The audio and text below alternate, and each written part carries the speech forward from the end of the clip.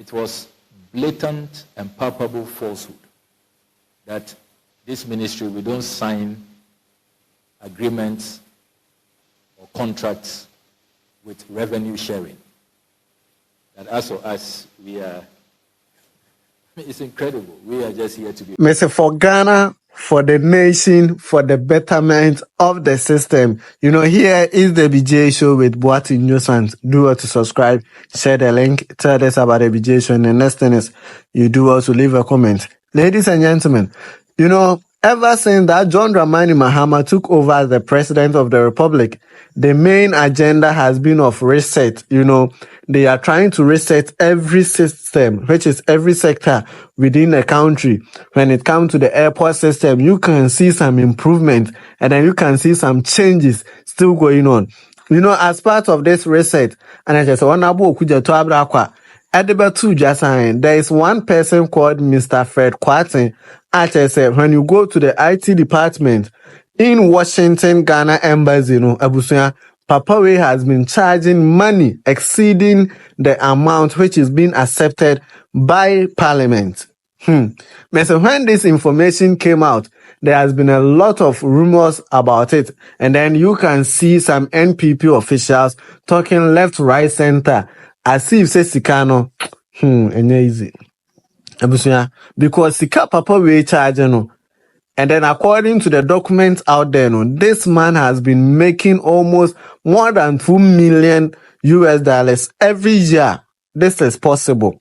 You know, when this issue came up, we had a former ambassador to the US, which is Halima Mahama, Your Excellency, sorry. Asema onozo ekache Ghana food na sign. Okuje to Ablakwa ochantro obwana den. You know, finally, Honorable Okuje to Ablakwa, the Foreign Affairs Minister, wa reply maamiwe. Was in fact asemiwe yoku krabebam. And then Madam Mahama asemna woke kana onenam chen kana sabi. They don't make sense at all.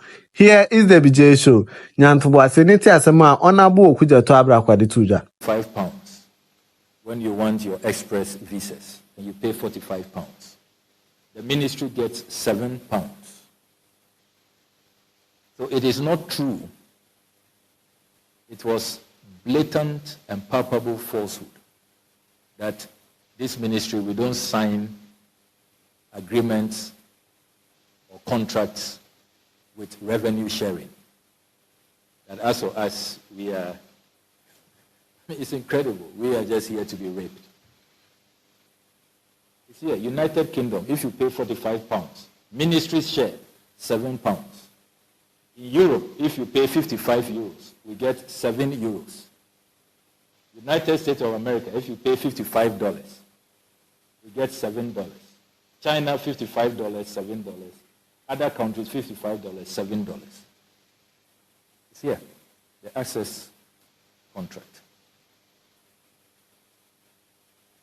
So what is this claim that Ministry of Foreign Affairs, when we sign contracts, because we are top-level diplomats, we don't pay bills, we don't pay for utilities.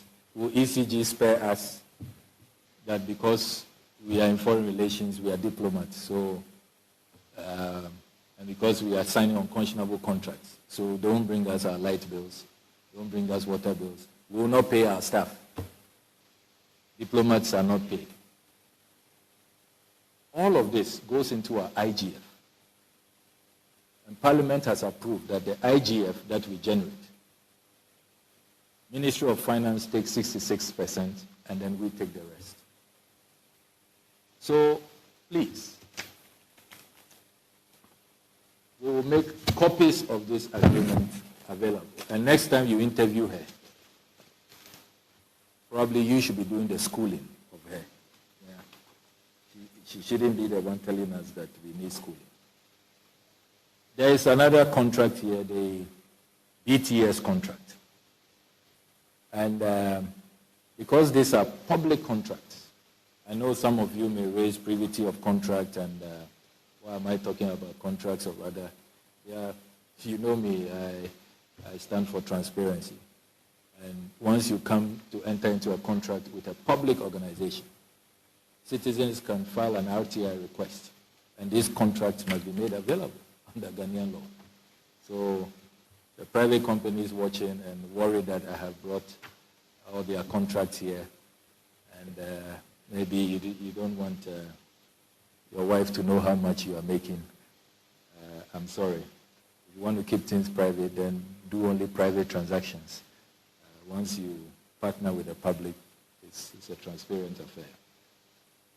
The BTS, the passport PPP arrangement, is here, the revenue share.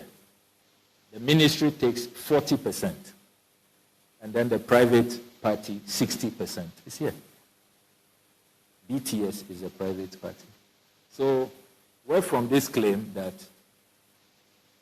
our demand for revenue share, that you can't come and rape us like this and get away, no limit, you can charge anything, and you can operate in perpetuity, that we are not raising legitimate concerns. Meanwhile, if you look at these other contracts that I've talked about, the investment that these private parties have made, access, if you see you go to London and you see the investments they have made, the facilities they have constructed. The former president went to open it. And other investments they are making all over the world. And even they are not demanding 100%. They know that but for us, but for people applying through our system, how will you get clients to even look in your direction? The same with BTS. They are buying the printing equipment and all of that. We virtually doing all the investments. But we have a 40% share. If we say that we are no longer issuing chip embedded passports, where is your contract? So we are totally disgusted that Haji Halima will say that this ministry does not go into contracts that have revenue sharing arrangements. Now let's be clear. This whole arrangement breaches multiple laws of our country. We have gone through the records. There is no evidence that Haji Halima obtained approval of the Public Procurement Authority. We challenge her to provide proof that she followed the procurement laws of our country. We don't sign contracts under Ghanaian law like you are sharing granules to some well-wishers who you have met at the park. No evidence that the public procurement laws of our country were respected. We have also stated that if you pay regard to our websites across all our 71 nations, you notice that the advertised fees and charges are fees and charges approved by Parliament. Because we have the fees and charges law, which clearly spells out. So after you've gone to negotiate your contract, you sign your agreement, you must make sure it is factored within the fees and charges arrangement. That is why access is factored. BTS, it is factored in the fees and charges of our country. Fred Kwarteng and Haji Halima are above Parliament. They are above the fees and charges laws of our country. That is totally unacceptable. And that is why management decided that based on these flagrant violations, we are abrogating this contract because we think that this contract is even void ab initio. That is why we've abrogated it. We are not respecting the terms of this contract. And we have written to the gentleman. I do hope that IOCO will expedite work on these investigations and will bring the Ghanaian people justice. Justice must be served in this matter.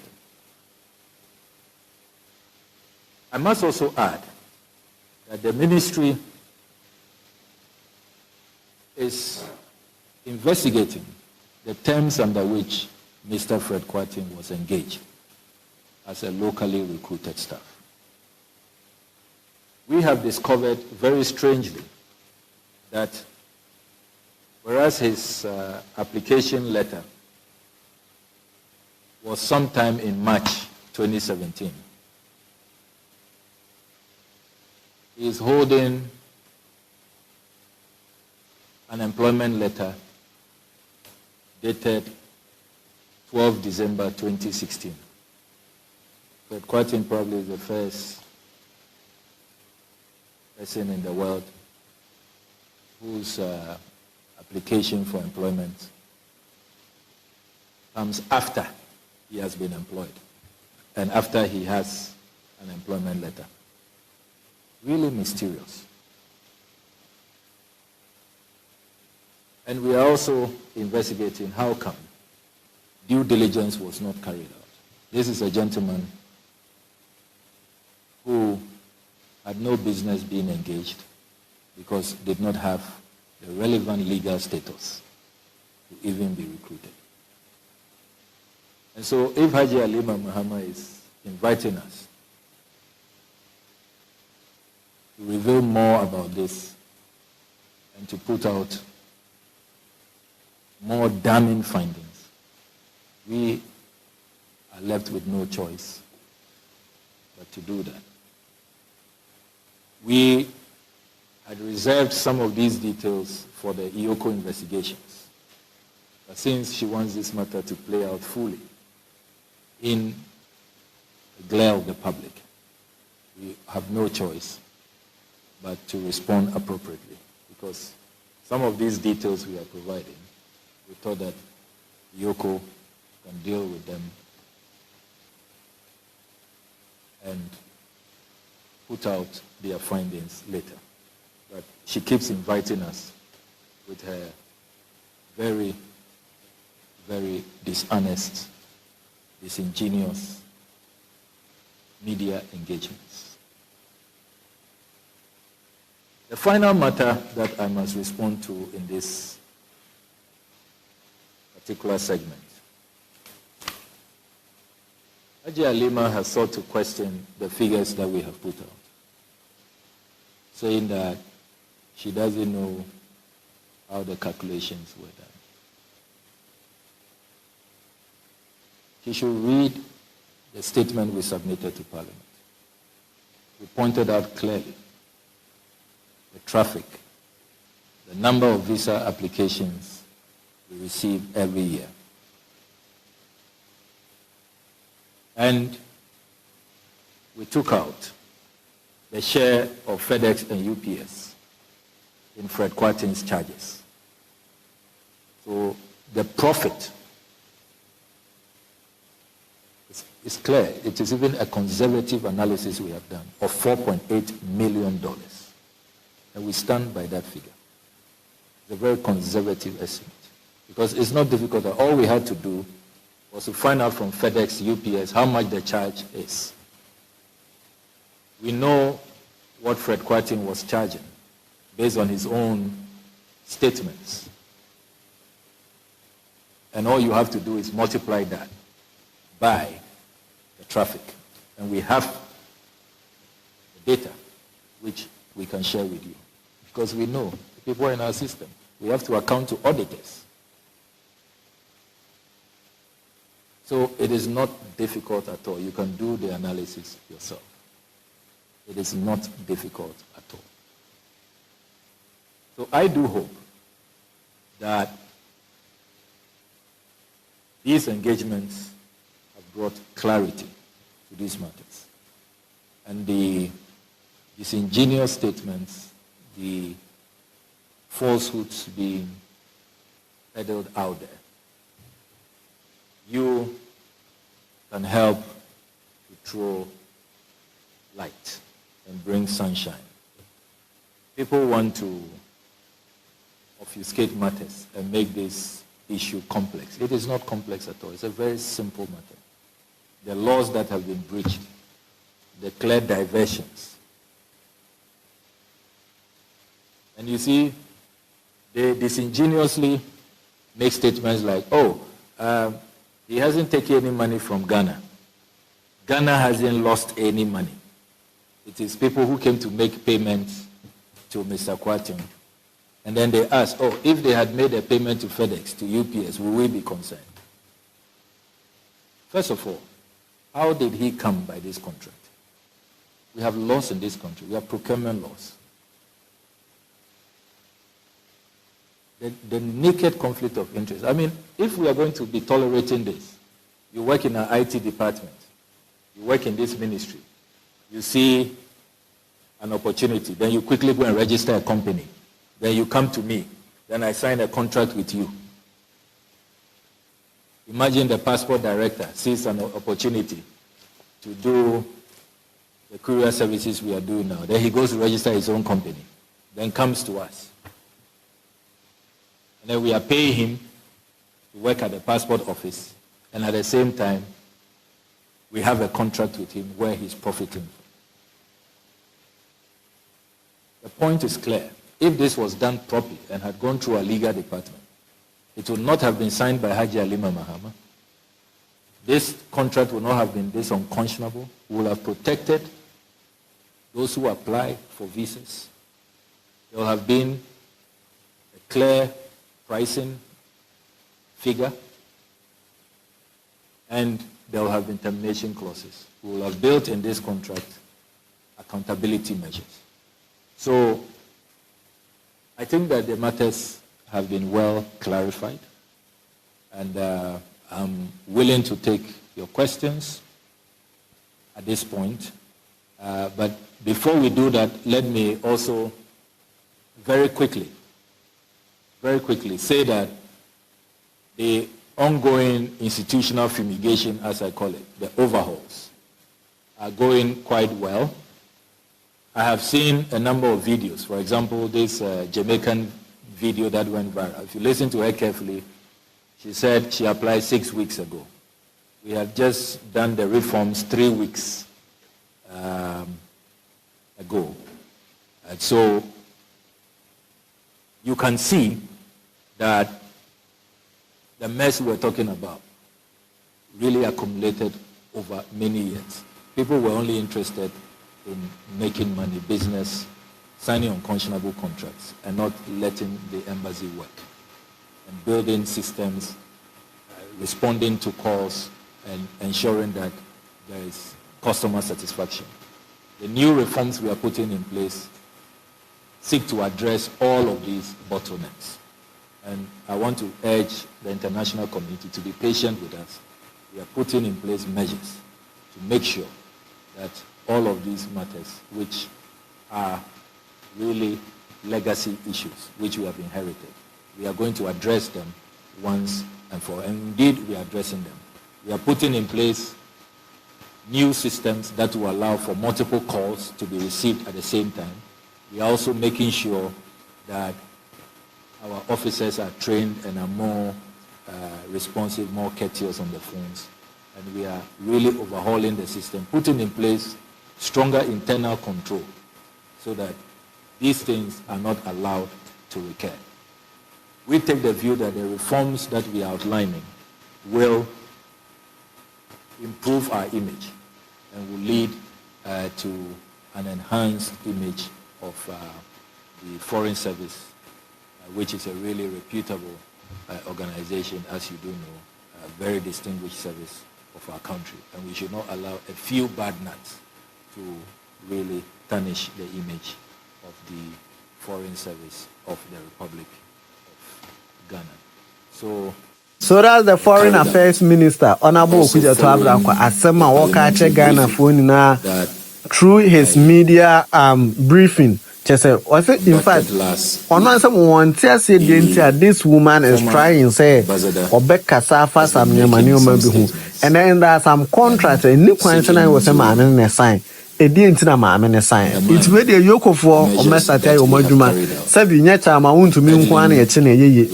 Because chama wontumi aside we do no so ye Ghana ni. Adan mi nya Ghana ni bi. Here is the BJ show. Do what to subscribe, share the link, tell others about the BJ show, and the next thing is you do what to leave a comment.